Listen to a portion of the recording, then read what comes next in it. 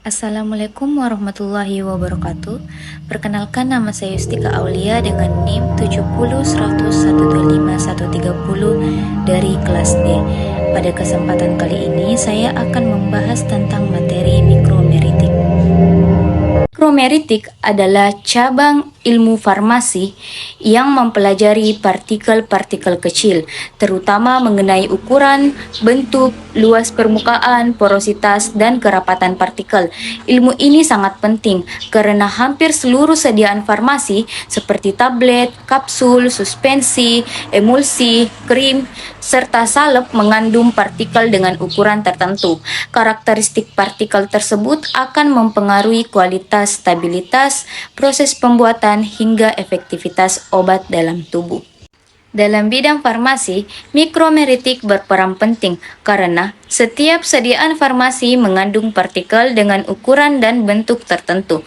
Ukuran partikel dapat memengaruhi stabilitas sediaan, sistem dispersi farmaseutik, dan kualitas produk akhir. Ketidaksesuaian ukuran partikel dapat menyebabkan berbagai bentuk ketidakstabilan seperti flokulasi, yaitu penggumpalan partikel secara longgar. Yang kedua ada deflokulasi, yaitu partikel tetap terpisah. Yang ketiga ada koalesensi, yaitu bergabungnya tetesan menjadi lebih besar. Yang keempat ada cramming, yaitu naiknya fase terdispersi ke permukaan, dan breaking yang terakhir yaitu rusaknya sistem emulsi secara permanen. Oleh karena itu, pengendalian ukuran partikel sangat penting dalam formulasi obat. Ukuran partikel dan aplikasinya. Ukuran partikel merupakan parameter penting dalam bidang farmasi karena berhubungan langsung dengan luas permukaan, laju disolusi, stabilitas, dan sifat alir bahan. Semakin kecil ukuran partikel, maka semakin besar luas permukaannya, sehingga zat aktif akan lebih mudah dan cepat larut diserap oleh tubuh.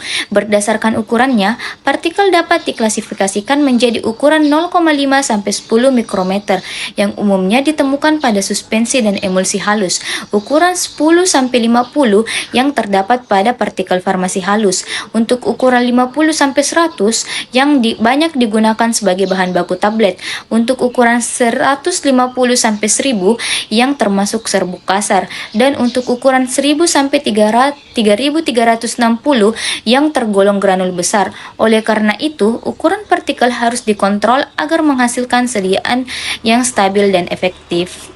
Penentuan ukuran partikel dapat dilakukan menggunakan beberapa metode, yaitu metode pengayakan, metode mikroskopik optik, metode sedimentasi, dan metode Coulter-Counter.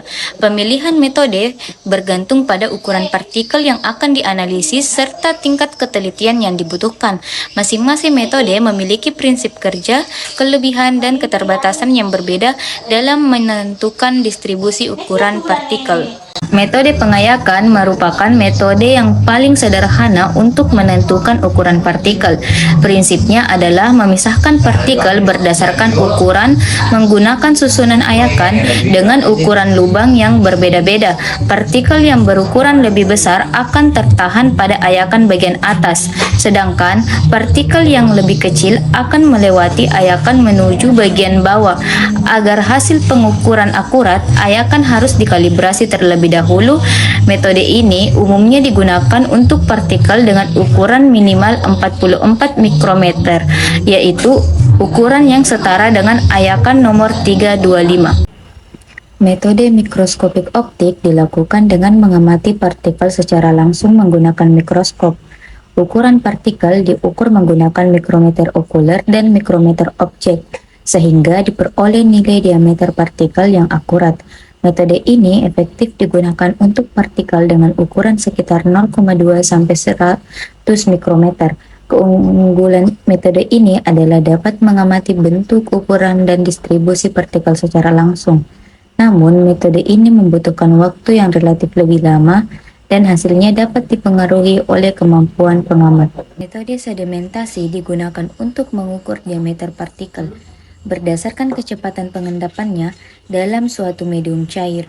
Prinsip metode ini dijelaskan melalui hukum Stokes, yaitu V sama dengan D kuadrat dikalikan selisih rho dan Rho0 dikalikan G kemudian dibagi 18 eta.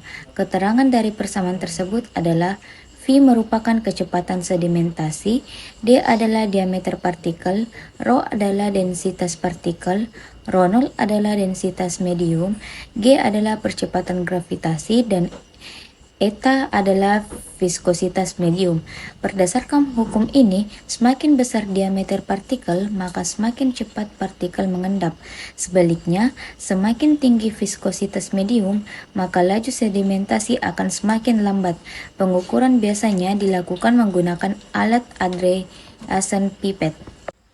Metode Coulter-Counter merupakan metode modern yang digunakan untuk menentukan ukuran dan jumlah partikel secara elektronik. Prinsip kerjanya didasarkan pada perubahan hambatan listrik ketika partikel melewati suatu lubang kecil yang disebut apertur. Saat partikel melewati apertur, terjadi perubahan resistansi listrik yang besarnya sebanding dengan volume partikel. Dengan metode ini, ukuran dan jumlah partikel dapat diukur secara cepat, akurat, dan otomatis sehingga banyak digunakan dalam industri farmasi. Porositas merupakan perbandingan antara volume ruang kosong terhadap volume pool serbuk yang dinyatakan dalam persen. Nilai porositas dapat dihitung menggunakan persamaan, yaitu epsilon sama dengan VB dikurangi VP dibagi VB, atau sama dengan 1 dikurangi VP dibagi VB, di mana epsilon adalah porositas, VP adalah volume sebenarnya dari partikel, dan VB adalah volume pool. Porositas menunjukkan jumlah rongga udara yang terdapat di antara partikel. Semakin besar nilai porositas, semakin banyak ruang kosong yang tersedia. Porositas memengaruhi sifat alir, kompresibilitas, densitas serbuk, serta proses pencetakan tablet. Sebagai contoh, jika volume pool sebesar 100 mili dan volume partikel sebesar 70 mili, maka porositasnya adalah 30%. Selanjutnya ada kerapatan granul. Kerapatan granul adalah perbandingan massa granul terhadap volume granul yang mencangkup volume partikel padat dan ruang kosong yang berada di dalam partikel. Dengan kata lain, kerapatan granul memperhitungkan pori internal partikel tetapi tidak memperhitungkan ruang antar partikel. Nilai ini digunakan untuk mengevaluasi struktur internal granul. Semakin besar pori di dalam granul, maka nilai kerapatan granul akan semakin rendah. Parameter ini penting dalam proses granulasi dan pencetakan tablet karena memengaruhi kekuatan dan kompresibilitas granul. Kerapatan sebenarnya. Kerapatan sebenarnya atau true density adalah massa bahan dibagi volume bahan padat murni tanpa memperhitungkan rongga udara maupun pori. Nilai kerapatan sebenarnya dihitung menggunakan rumusnya di mana Rho sama dengan M dibagi V, di mana Rho adalah densitas, M adalah massa benda, dan V adalah volume benda. Pengukuran dapat dilakukan menggunakan densitometer helium untuk serbuk berpori, piknometer untuk padatan dan cairan, serta hidrometer untuk zat cair. Parameter ini digunakan untuk menentukan sifat fisik dan kualitas bahan farmasi. Sebagai contoh, jika massa bahan 10 gram dan volumenya 5 mili, maka densitasnya adalah 2 gram per mililiter. Selanjutnya ada kerapatan granul. Kerapatan granul adalah perbandingan massa granul terhadap volume granul yang mencangkup volume partikel padat dan ruang kosong yang berada di dalam partikel. Dengan kata lain, kerapatan granul memperhitungkan pori internal partikel tetapi tidak memperhitungkan ruang antar partikel. Nilai ini digunakan untuk mengevaluasi struktur internal granul. Semakin besar pori di dalam granul, maka nilai kerapatan granul akan semakin rendah. Parameter ini penting dalam proses granulasi dan pencetakan tablet karena memengaruhi kekuatan dan kompresibilitas granul.